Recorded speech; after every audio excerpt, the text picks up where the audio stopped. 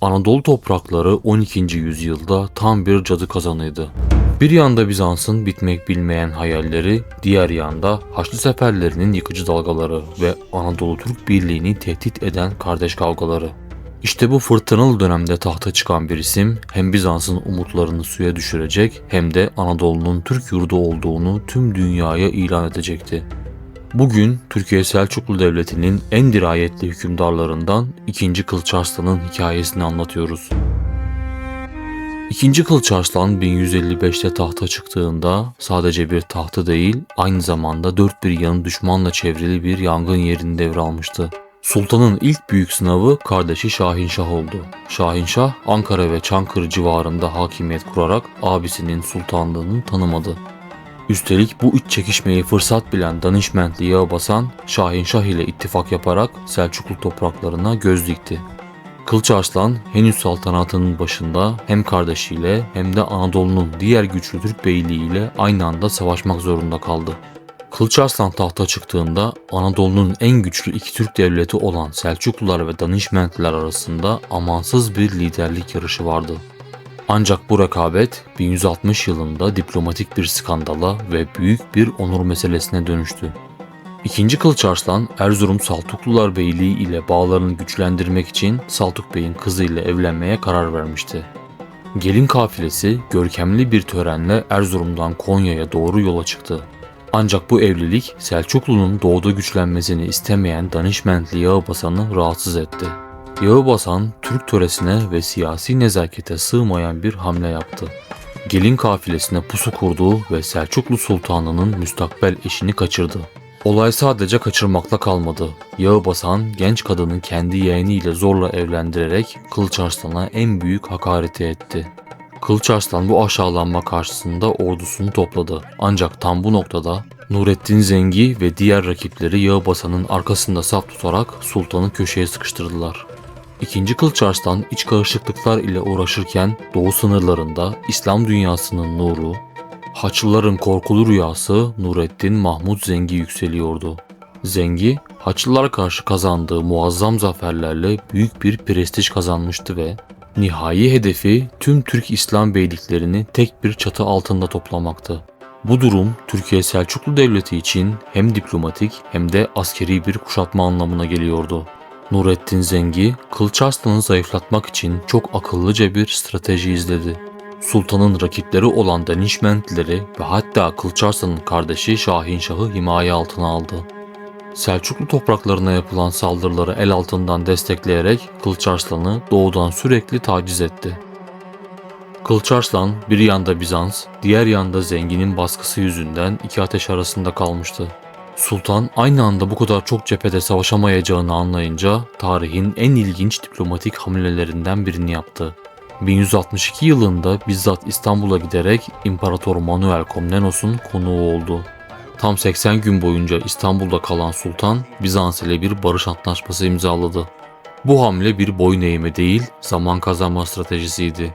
Batı sınırını güvenceye alan Sultan hızla Anadolu'ya döndü. Yıllarca Selçukluların en büyük rakibi olan, hatta bir dönem onlardan daha güçlü kabul edilen Danişmentler için yolun sonu görünmüştü. İkinci Kılıç Arslan, gelin kaçırma hadisesiyle kendisine yapılan büyük hakareti hiçbir zaman unutmadı. Ancak intikamını almak için en doğru anı bekledi. 1164 yılında Danişmentlerin kudretli lideri Yağbasan ölünce bu beylik kendi içinde 3 kola ayrıldı: Sivas, Tokat ve Malatya. Bu parçalanma Kılıç Arslan'ın yıllardır beklediği fırsattı. Sultan, rakiplerinin birbirine düşmesini ve zayıflamasını bir satranç ustası gibi izledi. Sultan önce Danişmentli şehzadelerin arasındaki taht kavgalarına müdahale etti. Onları birbirine karşı destekleyerek güçlerini tüketti. Anadolu'da yaşanan bu gerginlikler ile 1173 yılına gelindiğinde Kılıç Arslan ve Zengi arasındaki gerginlik zirveye çıktı. Nurettin Zengi devasa ordusuyla Sivas ve çevresindeki Selçuklu topraklarına girdi. Selçuklu ordusu ile Zengi'nin ordusu savaşın eşiğine geldi. Ancak iki taraf da biliyordu ki bu savaş İslam dünyasının iki büyük gücünün birbirini yok etmesi ve Haçlıların bayram etmesi demekti. Kılıç Arslan, Zengi gibi bir devle doğrudan çarpışmak yerine zamana güveniyordu.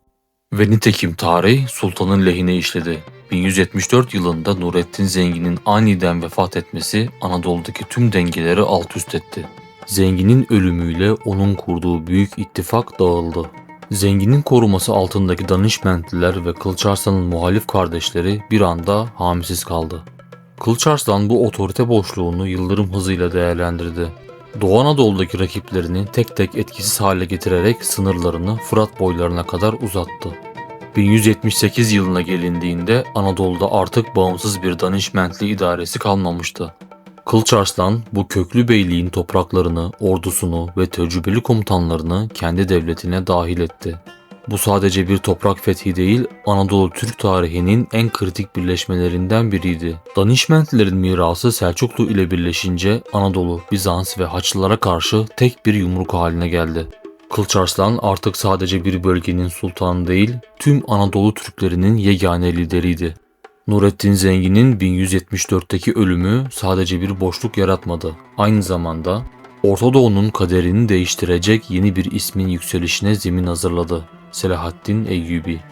Ancak bu yükseliş Selçuklu Sultanı II. Kılıç Arslan için yeni ve çok daha karmaşık bir diplomatik satranç anlamına geliyordu.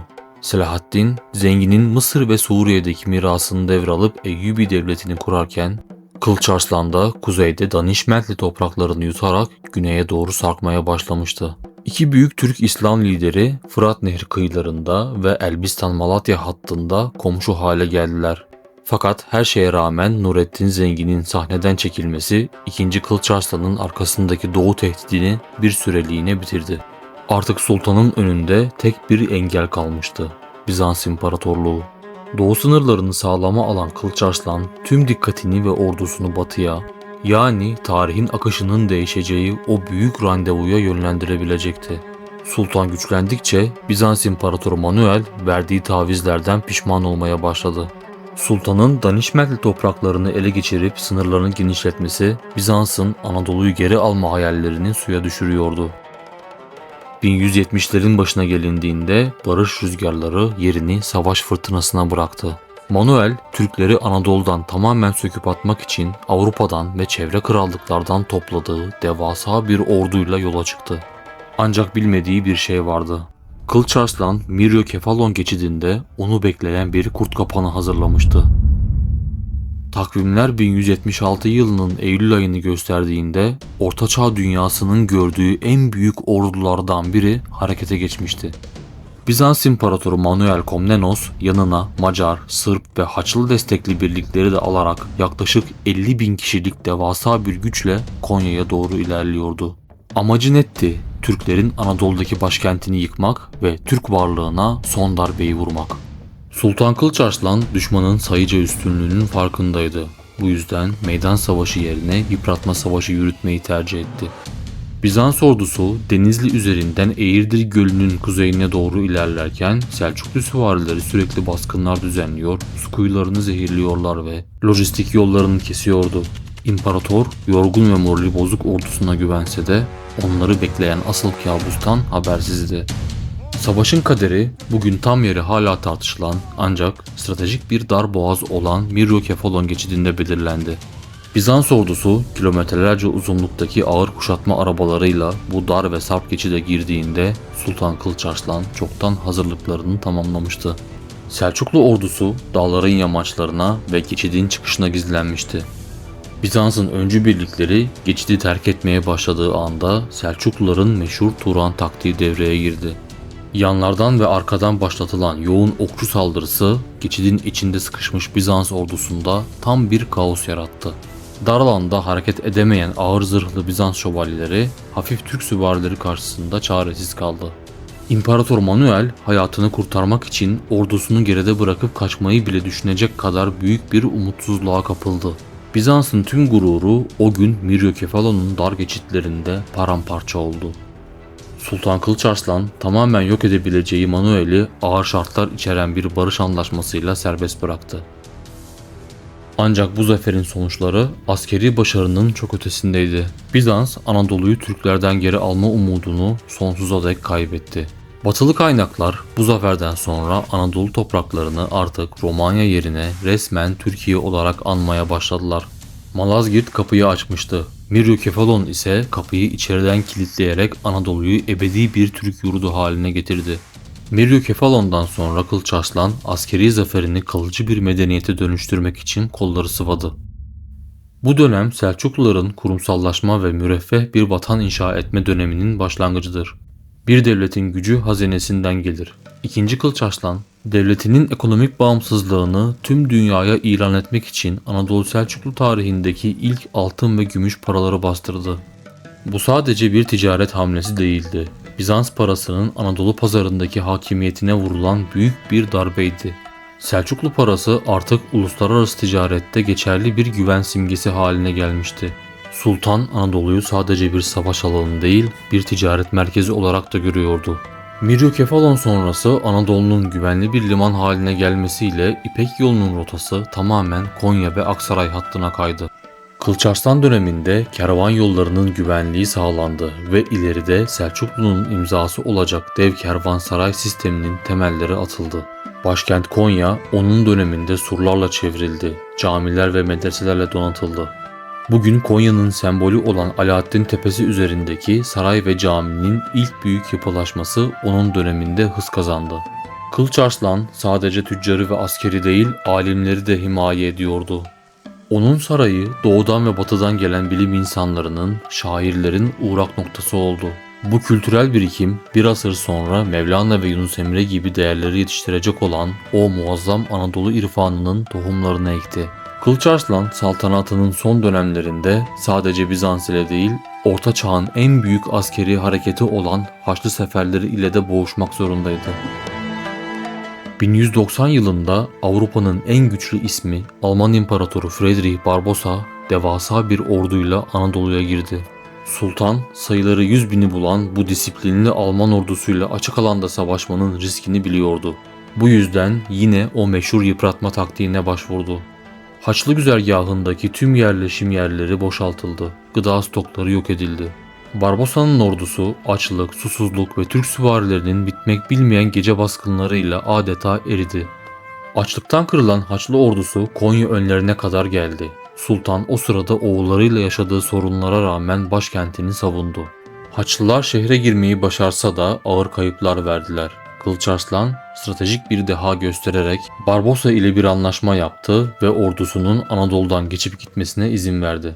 Kısa bir süre sonra İmparator Barbarossa'nın Silifke çayında boğularak ölmesi, bu büyük tehlikenin Selçuklu üzerinde kalıcı bir yıkım yaratmadan dağılmasını sağladı.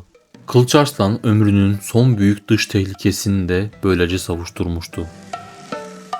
Her büyük hikayenin bir yükselişi olduğu gibi bazen en güçlü zirvelerin bile hüzünlü bir inişi vardır. İkinci Kılıç Arslan yaklaşık 37 yıl süren şanlı saltanatının sonunda yaşlanmış ve yorulmuştu. İşte tam bu noktada Türk devlet geleneğinin en tartışmalı kararlarından birini aldı. Ülkeyi 11 oğlu arasında paylaştırmak. Sultan evlatlarının birbirine düşmesini engellemek için her birine birer bölge vererek devleti yönetmelerini sağlamak istiyordu. Ancak sonuç tam tersi oldu. Henüz babaları hayattayken şehzadeler kendi bölgelerinde bağımsız birer sultan gibi davranmaya başladılar. Kılıç Arslan kendi kurduğu ve büyüttüğü devletin öz evlatları tarafından parça parça edilmesine tanıklık etti.